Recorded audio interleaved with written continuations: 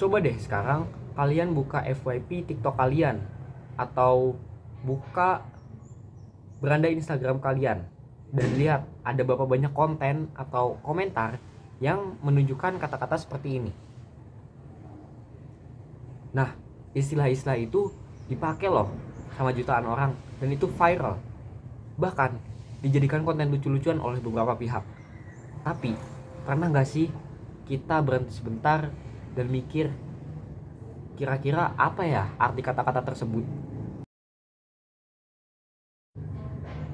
Satu kata mereduksi tubuh perempuan hanya menjadi objek seksual.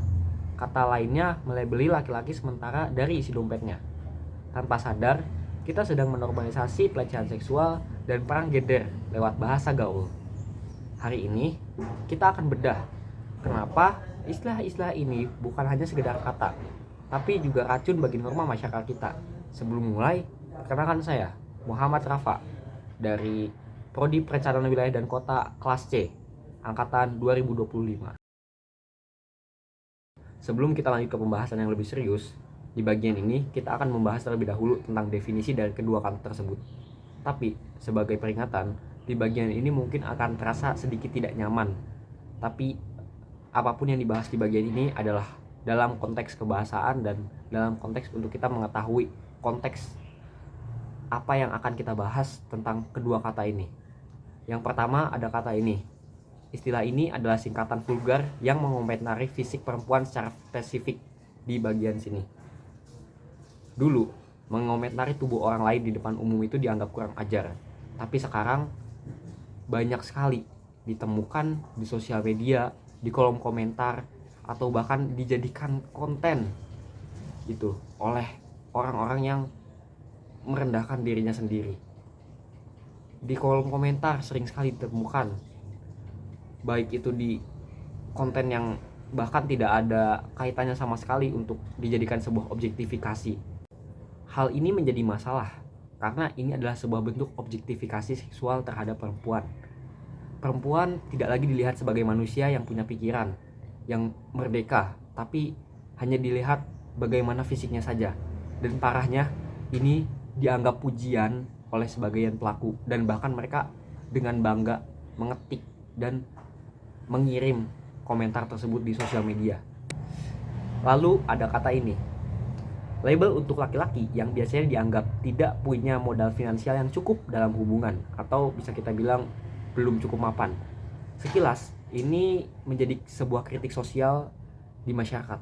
Tapi lama-lama kata tersebut justru menjadi stigma dan jika digunakan terus-menerus dan dinormalisasi, terutama terus-menerus digunakan sebagai konten, ada di media sosial sebagai kolom komentar, itu akan menjadi sarana baru atau aspek baru yang membuat cara pandang orang-orang terhadap laki-laki yang kurang mapan itu berubah begitu.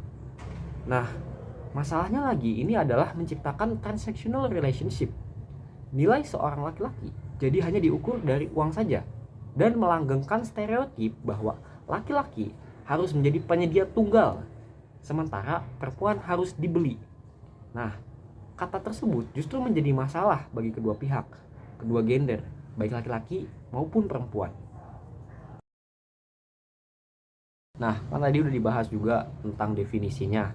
Tapi kan kata-kata tersebut cuma ada di HP, cuma ada di sosial media.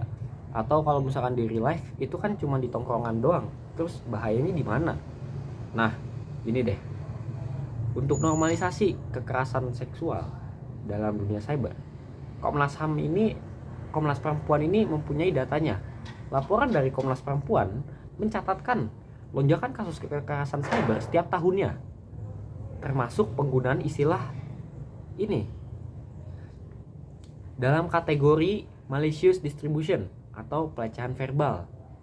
Efeknya apa? Efeknya ketika banyak sekali orang menggunakan kata ini di sosial media atau mungkin bahkan di tongkrongan, nah korban atau perempuan ini jadi merasa tidak aman. Mereka akan merasa bahwasanya tubuh mereka ini hanya sebagai objektivitas, terutama bagi laki-laki begitu. Dan tubuhnya ini hanya menjadi nilai atau objek untuk dinilai publik. sementara prestasi dan hal lainnya itu malah tidak dihiraukan begitu. Yang kedua, berkaitan dengan di poin terakhir tadi tentang prestasi yang kurang dilirik dibandingkan fisik. Di sini ada degradasi empati. Bayangkan seorang perempuan memposting prestasi kerjanya, tapi komentar teratas atau top komen justru malah membahas fisiknya dengan istilah yang tidak pantas tadi. Hal ini menjadikan kita kehilangan kemampuan untuk melihat konteks yang tepat. Prestasi, bakat, dan kepribadian seseorang yang harusnya bisa menjadi nilai bagaimana kita menilai orang tersebut, menjadi aspek yang bisa kita nilai, tapi malah kita menilainya dengan fisik, hanya dengan kata tersebut begitu. Kata tersebut juga merendahkan, terutama bagi perempuan. Mereka yang berusaha susah payah untuk menggapai prestasi, memerdekakan dirinya, dan melawan hal-hal yang mengancam kemerdekaannya, justru di sosial media malah dinilai hanya fisiknya saja sebagai objektivitas bagi orang-orang yang tidak bertanggung jawab. Dari perspektif psikologi, fenomena ini menunjukkan penyakit masyarakat kita, yaitu obsesi seksual yang represif. Yang pertama, seringkali pelecehan itu berkedok candaan. Banyak yang berlindung di balik kalimat, "Ah, kamu baperan, cuman bercanda kok," atau "Ini kamu gak seharusnya begitu loh, kita cuman bercanda doang, kita kan udah temenan lama," gitu. Atau kalimat-kalimat lainnya yang menjustifikasi tindakan mereka, padahal itu adalah gaslighting. Pelaku membuat korban merasa bersalah karena tersinggung, padahal yang merendahkan martabat itu, yang melecehkan adalah pelakunya itu sendiri, dan mereka tidak mau tanggung jawab. Mereka malah menyalahkan korban karena terbawa perasaan. Yang kedua, ada standar ganda. Masyarakat sering banget nih marah kalau misalkan di berita tuh ada berita kekerasan seksual, pemerkosaan, dan lain-lain. Tapi ketika mereka ngelihat nih ada misalkan cewek lewat di FYP mereka asik banget tuh ngetikin kata-kata yang melecehkan seperti tadi gitu, dan mereka tertawa atau bahkan mungkin mereka kayak seneng-seneng gitu ngetik dengan pedenya begitu. Itu yang terakhir nih, yang buat laki-laki nih, istilah yang tadi, yang ini itu justru memicu rasa insecure massal pada laki-laki. Hubungan percintaan itu jadi penuh percurigaan. Mereka jadi nggak pede, mereka jadi takut untuk menjalin hubungan dengan wanita. Jadi hubungan itu bukan didasari lagi sama kasih sayang satu sama lain, tapi justru malah didasari oleh harta dan seberapa banyak seorang pria itu bisa ngasih ke wanitanya. Ini ngebuat laki-laki mungkin jadi mendem anjing. Dan untuk istilah yang buat laki-laki tadi, istilah yang ini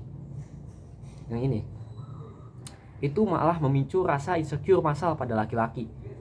Hubungan percintaan juga jadi penuh curiga, dan untuk memulai percintaan yang menjadi dasar bukan lagi rasa sayang, tetapi seberapa banyak uang. Nah, terus kita bisa apa sih? Apa yang bisa kita lakukan selanjutnya? Apakah cuma diem aja takut karena dibilang gak asik? Enggak, sama sekali enggak. Kita bisa dengan ngestop penggunaan kata-kata tadi. Itu kita bisa coba untuk ingetin juga orang-orang di sekitar tentang kata-kata tersebut. Kita harus menerapkan zero tolerance buat penggunaan kata tersebut, mulai dari diri kita dan orang-orang di lingkungan kita. Begitu. Yang kedua, kalau misalkan di media sosial nih, kalian bisa banget ngegunain fitur atau layanan kayak report and block. Kalian bisa banget untuk ngeblok atau nge-report komentar-komentar atau konten yang berpotensi buat merendahkan martabat baik pria maupun wanita.